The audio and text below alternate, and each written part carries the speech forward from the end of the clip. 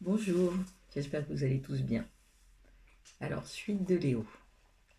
Mardi, 11h30. Dans le réduit attenant au garage, tous dormaient. La chatte grise d'un œil, l'autre demeurant aux aguets. Les 4 chatons contre leur mère, dont ils pétrissaient machinalement le ventre dans leur sommeil. Léo en chien de fusil sur les cartons, son sac en guise d'oreiller. Quand il s'éveilla, il constata qu'il avait faim, soif et envie de faire pipi.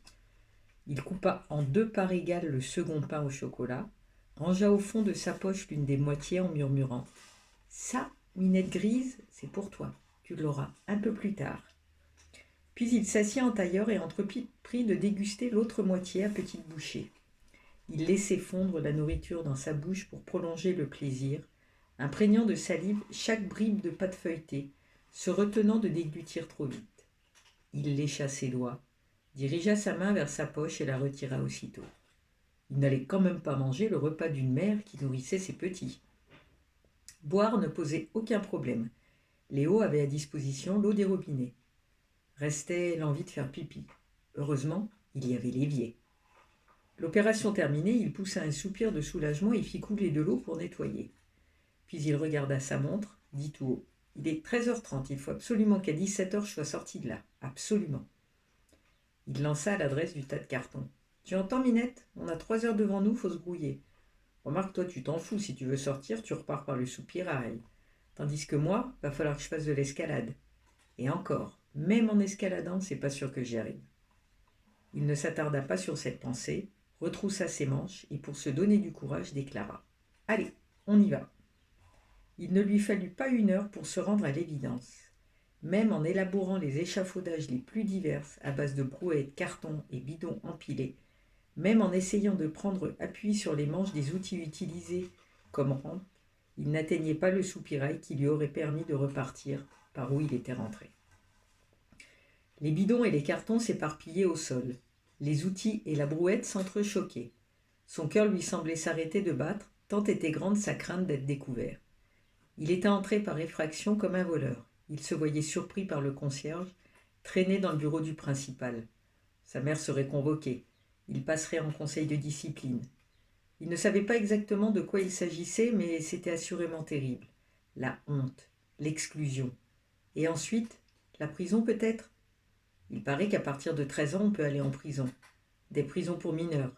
Il aurait 13 ans dans 22 jours. Il empila à nouveau les bidons dans le fond de la brouette, enroula une bâche autour de l'ensemble pour le stabiliser, entreprit l'ascension de la pyramide, se redressa précautionneusement. Il sentit aussitôt osciller sous ses pieds son escalier improvisé. Il n'eut alors qu'une pensée, amortir sa chute. Après une dizaine d'essais infructueux, les joues en feu, essoufflées, couverts de sueur, Léo renonça. Il se passa la tête et les mains sous l'eau, puis se campa devant la porte qui, le matin, avait refusé de s'ouvrir.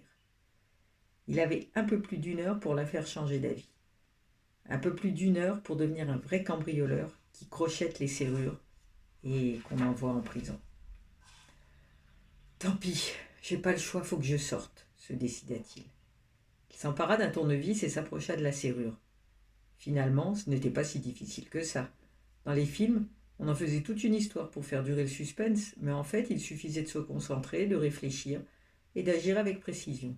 C'était presque moins difficile que de relever des empreintes en forêt ou de garder l'affût au bord d'un étang.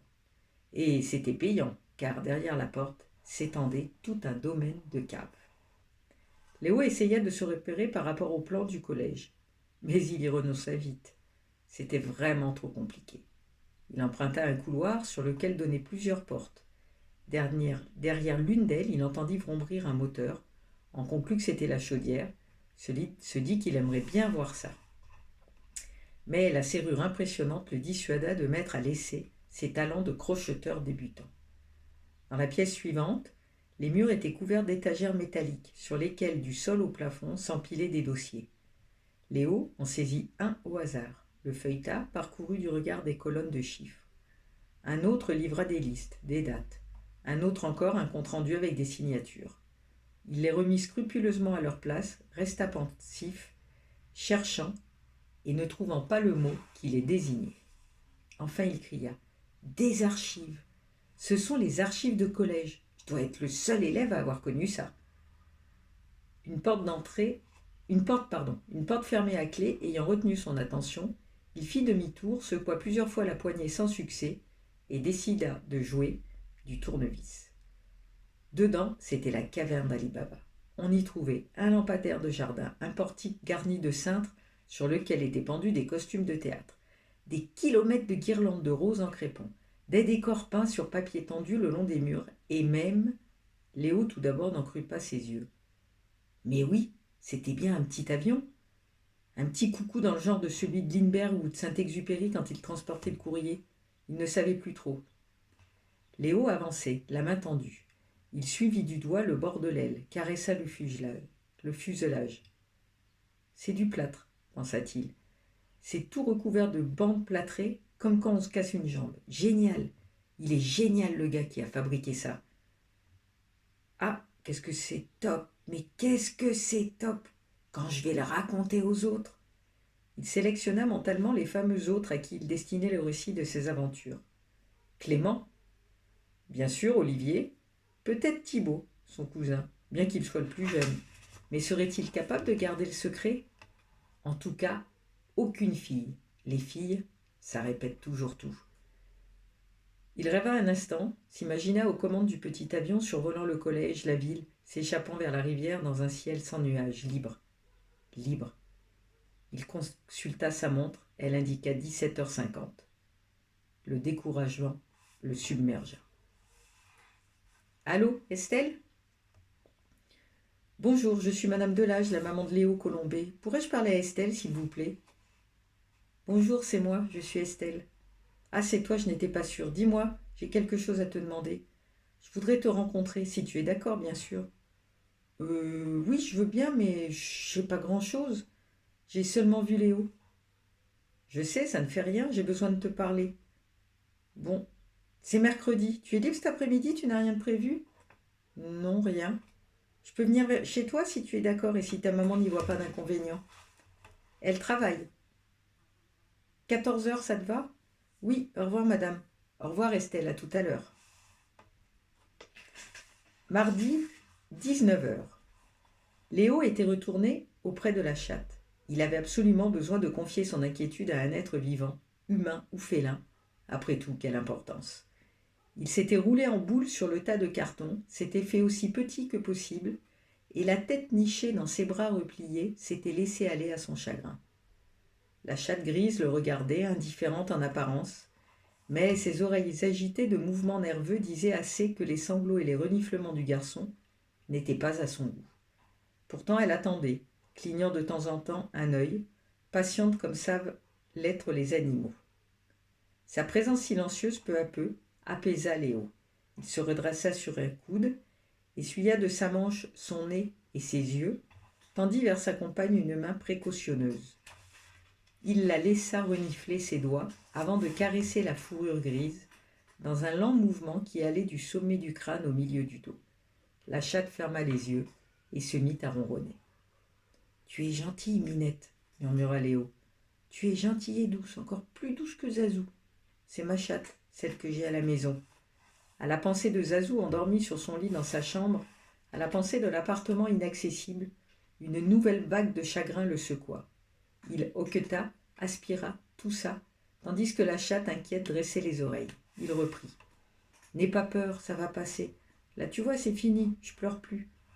Je sais très bien que c'est idiot de pleurer, mais tout à l'heure, c'était plus fort que moi. Tu comprends, quand je fais le point de la situation, c'est vraiment pas terrible. Premièrement, je suis prisonnier du collège. À cette heure-ci, il n'y a plus personne, on ne peut pas m'entendre. Deuxièmement, je n'ai aucune chance d'en sortir avant demain. Et encore, ce n'est pas sûr. Troisièmement, je vais passer la nuit ici et pendant ce temps, maman va mourir d'inquiétude. Elle doit croire qu'on m'a enlevé ou que j'ai fugué. Quatrièmement, demain, si je fais du bruit, si j'appelle, on me délivrera évidemment. Mais je passerai au minimum au conseil de discipline et on m'arrêtera comme un cambrioleur. J'irai peut-être en prison et je ne pourrai jamais devenir vétérinaire. Et cinquièmement, j'ai faim. Je n'ai mangé que 2 moitiés de pain au chocolat. D'ailleurs, il reste ta part, je vais te la donner. Ça ne servira à rien que je la mange. Ce n'est pas assez pour moi, tandis qu'à toi, ça te fera un repas. Léo coupa en morceaux le reste du pain au chocolat passablement écrasé par le séjour dans sa poche. Il les présenta à la chatte. Il la regarda manger rapidement, en animal peu habitué aux bonnes fortunes. Quand elle commença sa toilette, il se leva, s'étira et décida. Je bois un coup et je me remets au boulot. J'ai toute la nuit devant moi pour trouver un moyen de sortir. Si je pouvais m'échapper en douce, éviter d'être puni, ce serait drôlement bien. Léo regagna le couloir. Il restait 2 portes récalcitrantes en dehors de celle qui défendait la chaufferie. Il s'attaqua à la plus proche, utilisa un tournevis scie à métaux, clou tordu, tenaille, et vint à bout de la serrure. Une terrible déception l'attendait. La pièce n'avait pas la moindre issue. Accablé, il se laissa glisser au sol, examina les murs nus, le plafond auquel pendait une ampoule. Il s'efforça de conserver son calme en respirant lentement. Ne pas se décourager, surtout ne pas se décourager, il faut garder confiance, absolument. D'abord, il y a encore une porte, ma dernière chance, ça va marcher. En effet, cela marcha. Pas tout de suite, non. Quand Léo sentit le bâton céder sous ses doigts, le cadran de sa montre indiquait 21h10. Il avait une entaille au pouce gauche et la sueur ruisselait de son front. Il pénétra dans la pièce. La première chose qu'il vit juste en face de lui fut une seconde porte. Elle n'était ni blindée ni bardée de multiples verrous. Elle avait un air engageant, de porte facile. Et d'ailleurs, lui, Léo, n'était-il pas devenu le roi du crochetage de serrures ? Un sourire heureux lui monta aux lèvres. Il s'accorda le temps de faire des yeux le tour de son domaine. La stupeur lui coupa le souffle. Il y avait là plusieurs télés, belles, neuves, à écran plat, des ordinateurs, des chaînes IFI, des autoradios, des appareils photonumériques, des portables, des... Agenouillé au milieu de ces richesses, Léo ne savait pas où poser les mains. Il était émerveillé par tout ce matériel, du matériel à sa portée. Il suffisait de se servir avant de sortir. Du matériel qui n'aurait pas dû se trouver là, évidemment. Du matériel donc qui avait été volé, puis entreposé dans cette... Emporté par le galop de ses pensées, Léo ne vit pas la porte qui devait lui rendre la liberté s'ouvrir silencieusement. Il ne vit pas une silhouette sombre se glisser le long du mur et s'immobiliser derrière lui. Ce fut le changement de lumière qui l'alerta. Une ombre soudaine avait masqué la lampe. Surpris, il se retourna et poussa un cri. Je vous souhaite une bonne journée et restez bien au chaud parce qu'aujourd'hui il fait froid. Alors essayez de ne pas tomber malade, il ne faut pas. Je vous embrasse.